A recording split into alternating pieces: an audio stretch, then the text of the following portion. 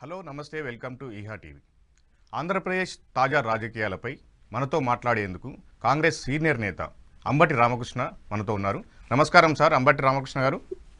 నమస్తే శ్రీధర్ గారు. సార్ చెప్పండి, చంద్రబాబు నాయుడు నిన్న ఒక పెద్ద సంచలన ప్రకటన అయితే చేశారు. ఏంది సూపర్ సిక్స్ అమలు చేయలేకపోతున్నాము, ఆ, అర్థం చేసుకోండి ప్రజలను. మీరు ఎలా చూస్తారు దీన్ని? అంటే ఇది ప్రజల్ని, ఆంధ్ర రాష్ట్ర ప్రజల్ని పక్కాగా నమ్మించి గొంతు కోయటం అనేది, లేకపోతే ఇంతకన్నా దగా కోరుతనం, దివాలా కోరుతనం ఏమీ ఉండదని కాంగ్రెస్ పార్టీగా మేము భావిస్తున్నాం.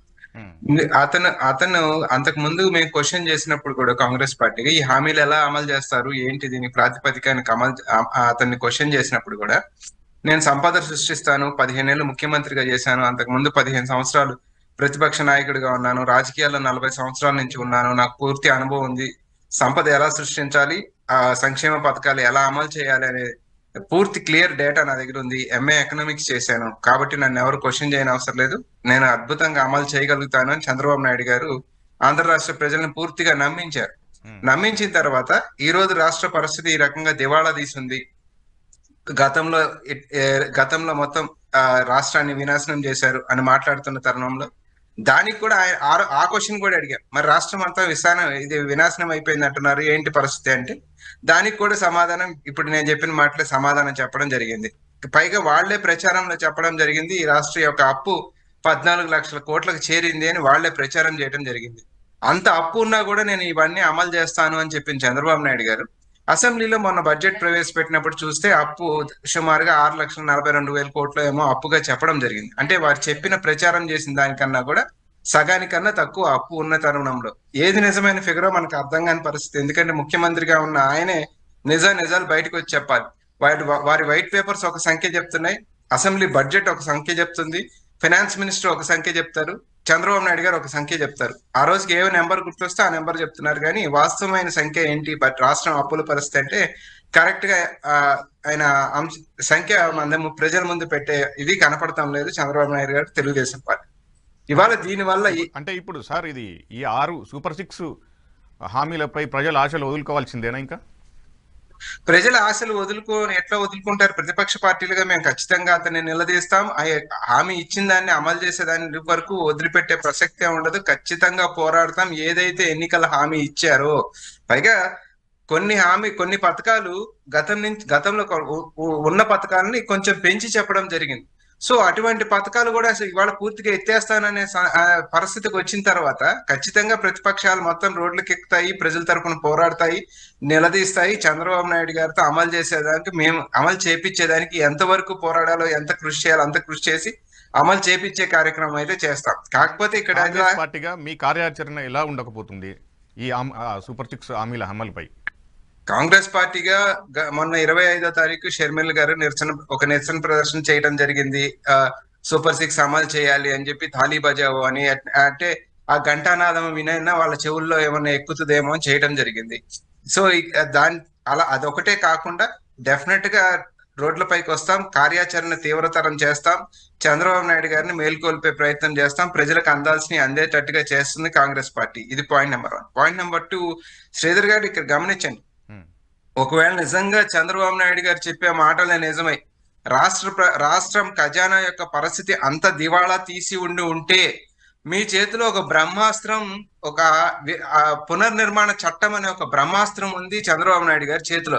ఇవాళ పునర్నిర్మాణ చట్టంలో వెనుకబడిన జిల్లాలకు ప్యాకేజీలు కానీ, ప్రత్యేక తరగతి హోదా కానీ, అంటే ఒకవేళ రాష్ట్రం ఇటువంటి క్రైసిస్ ఏమైనా ఫేస్ చేస్తేమో అని ముందే ఆలోచించి ఆనాటి యూపీఏ ప్రభుత్వం క్యాబినెట్ డెసిషన్ చేసి ఒక చట్టాన్ని మీ చేతికి అందిస్తే ఆ చట్టంలోని అంశాలు మొత్తం ఇవాళ కేంద్రం చంద్రబాబు నాయుడు గారి కాళ్ళపైన, నితీష్ గారి కాళ్ళపైన నిలబడి ఉన్న తరుణంలో, ఈ తరుణంలో కూడా అవి సాధించకుండా ప్రజలకి, అంటే రైతులు అర్థం చేసుకోవాలి, రైతులు నన్నేం అడగొద్దు, మహిళలకు ఇచ్చిన వాగ్దానం మహిళలు అర్థం చేసుకోవాలి, బడికెళ్లే పిల్లలకి ఇచ్చిన వాగ్దానం పిల్లలు అర్థం చేసుకోవాలి అని ఈ రకంగా ప్రజలను అర్థం చేసుకోమంటున్నాడు. కానీ తను చేయాల్సిన పోరాటం తను సాధించుకురావాల్సింది ముఖ్యమంత్రి స్థానంలో ఉండి తను చేయాల్సింది చేతులెత్తేయడం అంటే ఆ కుర్చీలో కూర్చోడానికి ఆయనకు అర్హత ఉందా లేదా అని కూడా ఇవాళ ఆయన సమీక్షించుకోవాల్సిన పరిస్థితి కదా శ్రీధర్ గారు. అంటే ఊరికే కేంద్రం నుంచి తగిన సహాయ సహకారాలు మేము చేస్తున్నాము, దానికి సంబంధించిన విశాఖ ప్లాంట్ కానీ లేదంటే మళ్ళీ అమరావతి రాజధాని నిర్మాణం కోసం కానీ వీటన్నిటి గురించి మేము కేంద్రం నుంచి అవసరమైన నిధులు అయితే తీసుకొస్తున్నామని చెప్తున్నారు కదండి.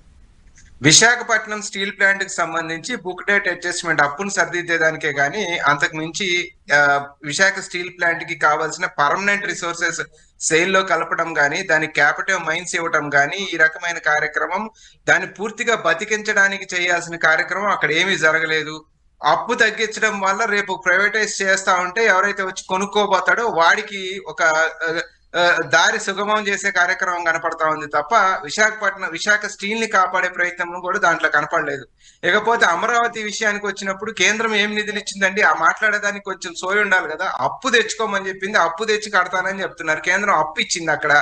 తర్వాత పోలవరం విషయానికి వస్తే కూడా బ్లేటెంట్ బ్లండర్ చంద్రబాబు నాయుడుదే కదా. కేంద్రం కట్టివ్వాల్సిన ప్రాజెక్ట్ ని నేను కడతానని చెప్పి తీసుకొని దాన్ని వాళ్ళు కడతామని వీళ్ళు కడతామని తర్వాత వైఎస్ఆర్సీపీ వచ్చి రీటెండరింగ్ అని ఏదో గందరగోళం చేసి 10 ఏళ్లుగా పోలవరం అనేది కేంద్రం యొక్క బాధ్యతని వీళ్ళు తీసుకొని ఆటలాడుకుంటా ఇవాళ చంద్రబాబు నాయుడు గారు పోలవరం కోసం నేను పోట్లాడుతున్నాను మిగతా అన్ని వదిలేస్తాను అంటే ఇక చట్టం చేయటం ఎందుకు? చట్టం యొక్క ఉద్దేశాన్ని ఏ రకంగా ఆలోచించాలనేది కూడా పార్లమెంట్ చేసిన చట్టాన్ని మనం క్వశ్చన్ చేయలేని పరిస్థితిలో ఉంటే రాజ్యాంగాన్ని కాపాడుతున్నారు అనుకోవాలా, లేకపోతే ఏ రకంగా ఉంది అనేది అంత బలహీనంగా ఎందుకు చంద్రబాబు నాయుడు గారు ఉన్నారనేది కూడా ప్రజలు క్వశ్చన్ చేస్తారు కదా.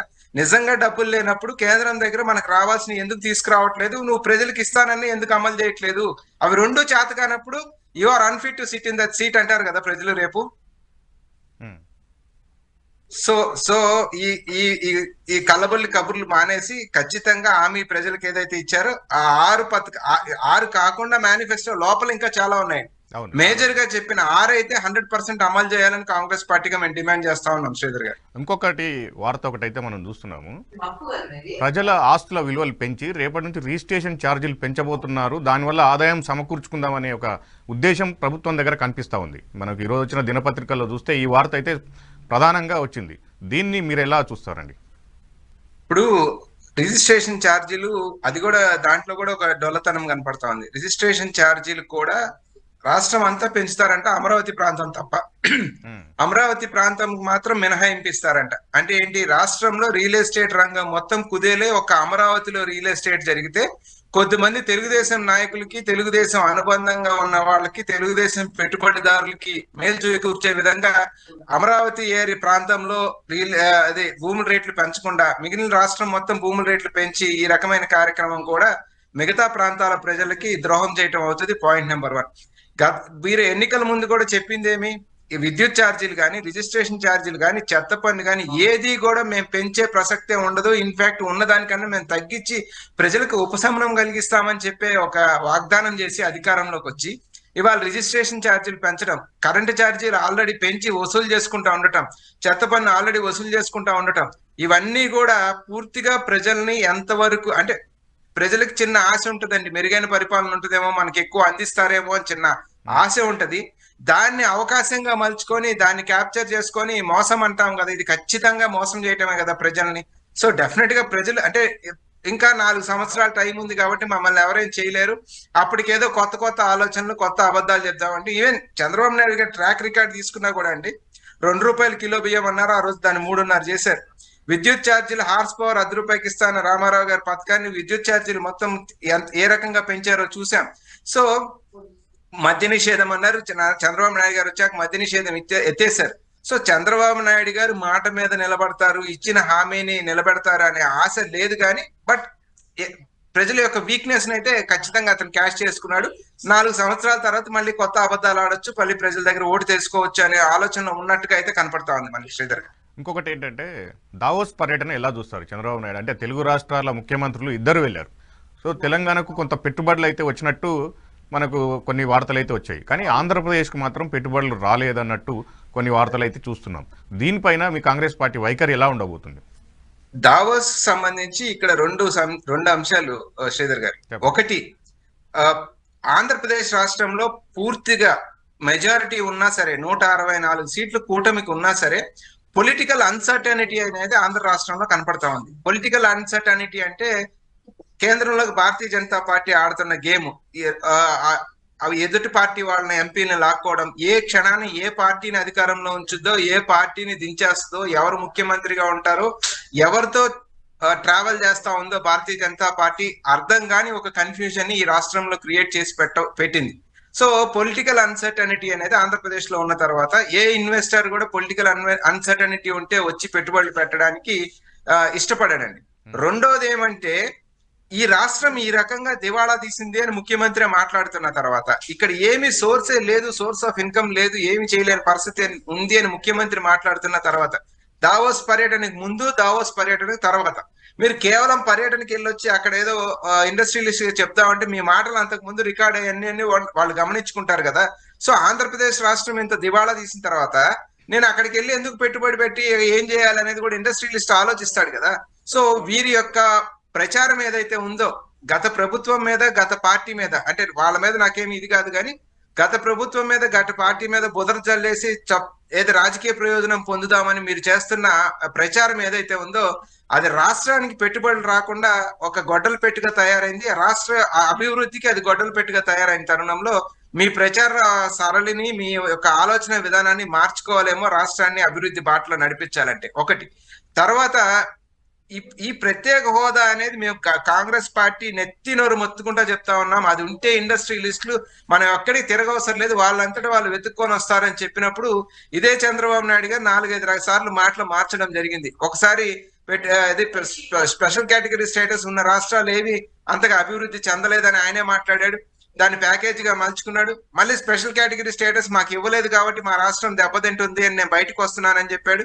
సో అతను కేంద్రంకి భయపడి అతను చేస్తున్న కన్ఫ్యూజివ్ ఈ ప్రచారం ఏదైతే ఉందో అది కూడా ఇవాళ ఆంధ్ర రాష్ట్రానికి ఇండస్ట్రీలు రాకుండా ఆంధ్ర రాష్ట్ర అభివృద్ధికి గొడ్డలు పెట్టిగా కనపడతా ఉంది కదా. అంటే మేము దేశంలో ఉన్న కంపెనీలతోని ఎంఓయూలు చేసుకున్నాం కానీ అక్కడ విదేశీ కంపెనీలతోని, దేశంలో ఉన్న కంపెనీలతోని ఎంఓయూలు చేసుకుంటే ఏంటి లాభము అని చెప్పేసి అంటున్నారు కదా చంద్రబాబు నాయుడు గారు. మీరు విదేశాల కంపెనీల, దేశీ కంపెనీల, ఇక్కడ tax incentives, special category status ఇవన్నీ ఉంటాయి అని తెలిసిన తర్వాత ఇన్వెస్టర్ వాడు విదేశీయుడైనా లేకపోతే ఎవడైనా కానీ ఇవాళ గ్లోబలైజ్డ్ ఎకానమీలో వాడే వెతుక్కుంటా మన దగ్గరికి వస్తాడు. ఆంధ్రప్రదేశ్ రాష్ట్రంలో ఇన్ని స్పెషల్ ప్రొవిజన్స్ ఉన్నాయి అన్నప్పుడు వాడు వెతుక్కుంటా రాడా? అదర్వైజ్ ఒక 2 మంత్రులను పంపించి ఆ ఇండస్ట్రియలిస్ట్ లో మాట్లాడుకుంటే సరిపోదా? ఇవాళ ప్రముఖ మంత్రి గారు, ముఖ్యమంత్రి గారు ఇద్దరు వెళ్ళి కూర్చొని కూడా ఈ రాష్ట్రానికి ఇంటర్నేషనల్ ఇన్వెస్ట్మెంట్ ఏం తీసుకురాగలిగారంటే ఏం లేదు కదా. జస్ట్ వాళ్ళతో చర్చలు జరిపారు, సలహాలు తీసుకుంటున్నాం, వాళ్ళ యొక్క సలహాలు తీసుకుంటున్నాం అని చెప్పారు కానీ ఇన్ఫాక్ట్ ఇన్వెస్ట్మెంట్ అయితే ఈ రాష్ట్రానికి రాలేదు కదా. ఇన్వెస్ట్మెంట్ అదే special category status, tax incentive benefits ఉంటే వాళ్ళు వెతుక్కుంటా పరిగెత్తుకుంటా వచ్చేవాళ్ళు కదా. సో ఇవాళ రాష్ట్రాన్ని ఎంత నాశనం చేయాలో అంత భారతీయ జనతా పార్టీ కేంద్రంలో అగ్రనాయకత్వం కావచ్చు, ఇక్కడ కూటమి ప్రభుత్వం కావచ్చు, రాష్ట్రాన్ని పూర్తిగా నాశనం చేస్తా ఉంది. ప్రజల యొక్క ఎకానమీని దెబ్బతీస్తా ఉంది. రాష్ట్రంలో ఎకానమీ బాగలేని తరుణంలో ప్రజల చేతుల్లో అంత ఇంత డబ్బులు పెడితే ఆ సైకిల్ రొటేట్ అయ్యి జిఎస్టీ జనరేట్ అయ్యి గవర్నమెంట్ కి డబ్బు వస్తుంది, ప్రజలు కళగా ఉంటారు. సో ప్రజలకు డబ్బులు ఇవ్వకుండా దాన్ని మొత్తం నిలువరించి ఉన్న అప్పు మొత్తం తెచ్చి అమరావతిలోనే పెట్టి ఈ రాష్ట్రాన్ని అయితే ముందుకు తీసుకెళ్లే ఆలోచన ఈ రకమైన వ్యవహార శైలి వల్ల అయితే కనపట్లేదు శ్రీధర్ గారు. ఇంకొకటి ఏంటంటే, జగన్ కేసులో నిన్న రఘురామకృష్ణంరాజు వేసిన పిటిషన్ని సుప్రీంకోర్టు తిరస్కరించింది. అదే జగన్ కేసులో ఇతర రాష్ట్రాలకు బదిలీ చేయాల్సిన అవసరం లేదని సుప్రీంకోర్టు అంది. సో దీనిపైన మీరు ఎలా వ్యాఖ్యానిస్తారండి?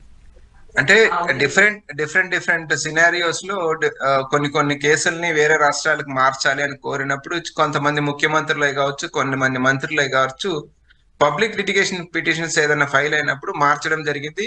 లేదు సిబిఐ, ఈడీ లాంటివి కోరినప్పుడు కూడా మార్చడం జరిగింది. కానీ ఒక పొలిటికల్ ఇంట్రెస్ట్ తో రఘురామకృష్ణంరాజు గారు మనకు స్పష్టంగా కనపడతా ఉంది. ఆయన పొలిటికల్ గా పైగా ప్రత్యర్థి పార్టీలో ఒక ప్రామినెంట్ పోస్ట్ లో ఉన్న తర్వాత ఇది పొలిటికల్లీ మోటివేటెడ్ అని ఒకవేళ బహుశా సుప్రీంకోర్టు భావించిందేమో తెలియదు కానీ దీన్ని విత్డ్రా చేసుకున్నారు. చివరికి ఆయనే విత్డ్రా చేసుకున్నప్పుడు విత్డ్రా చేసుకునేదాకా వచ్చారంటే ఆయన వేసిన పిటిషన్ కరెక్ట్ కాదని ఆయనే అర్థం చేసుకున్నారని మనకు అర్థం అవుతుంది కదా.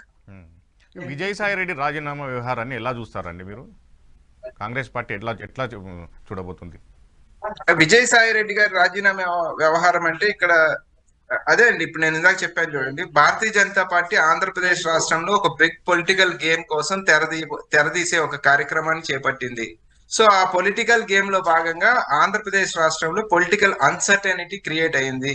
ఇవాళ ఏ దారిలో నుంచి ఎట్లా వచ్చి భారతీయ జనతా పార్టీ ఈ రాష్ట్రంలో బలపడాలి అని ఒక ఆలోచన చేస్తా ఉన్నప్పుడు, అది తెలుగుదేశం మింగేస్తుందా, లేకపోతే జనసేనని బలపరిచి జనసేన ద్వారా భారతీయ జనతా పార్టీ బలపడుతుందా, ఏ రకంగా చేస్తుంది గేమ్ అనేది ఆలోచించినప్పుడు డైరెక్ట్ గా తెలుగుదేశానికి దెబ్బ పడేటట్టయితే కనపడతా ఉంది. ఎందుకు కనపడతా ఉందంటే, వైసీపీ దగ్గర ఉండేదేమో Congress vote. So Congress vote Bharatiya Janata Party బలపడాలంటే భారతీయ జనతా పార్టీ దగ్గర కాంగ్రెస్ ఓటు పోదు. కాబట్టి యాంటీ కాంగ్రెస్ ఓటు తెలుగుదేశం దగ్గర ఉంది, యాంటీ కాంగ్రెస్ ఓటు జనసేన దగ్గర ఉంది, యాంటీ కాంగ్రెస్ ఓటు బీజేపీ దగ్గర ఉంటది. పర్సంటేజ్లు వేరువేరుగా ఉండొచ్చు.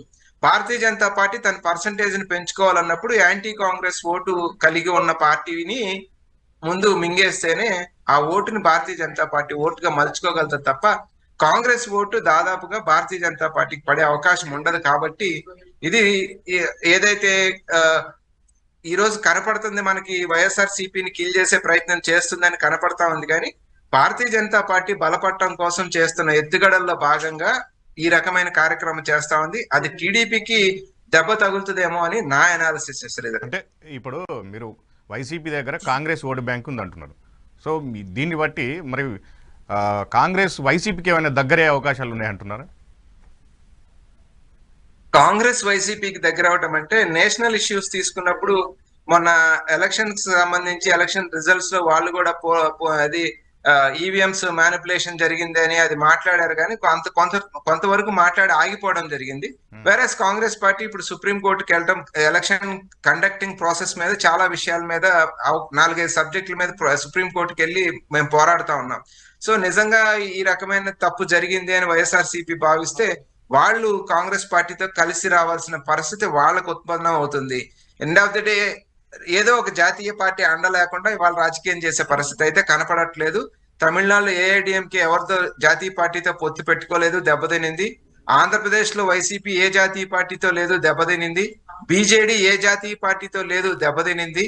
అదే విధంగా కాంగ్రెస్ పార్టీతో ఉన్న సమాజ్వాదీ పార్టీకి లాభం జరిగింది, భారతీయ జనతా పార్టీతో ఉన్న తెలుగుదేశానికి లాభం జరిగింది. టిఆర్ఎస్ ఏ పార్టీతో పొత్తు పెట్టుకోలేదు, జాతీయ పార్టీతో దెబ్బతినింది. సో జాతీయ పార్టీ ఏదో ఒక జాతీయ పార్టీ వాళ్ళ అండ వాళ్ళతో డైరెక్ట్ గా జాతీయ పార్టీ ఉంటేనే ప్రాంతీయ పార్టీలు మనుగడ సాగించగలుగుతున్నాయి. ప్రాంతీయ పార్టీ ఆ రకం ఇండివిజువల్ గా ఉన్న న్యూట్రల్ బేస్డ్ అనేది పోయింది.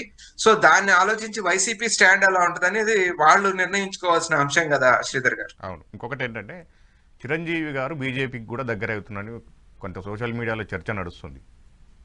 మీ పార్టీ ఉన్నారు కదా, ఇంతవరకు గతంలో మీ పార్టీలో కేంద్ర మంత్రిగా పనిచేశారు చిరంజీవి గారు. సో మీరు ఎట్లా చూస్తున్నారు?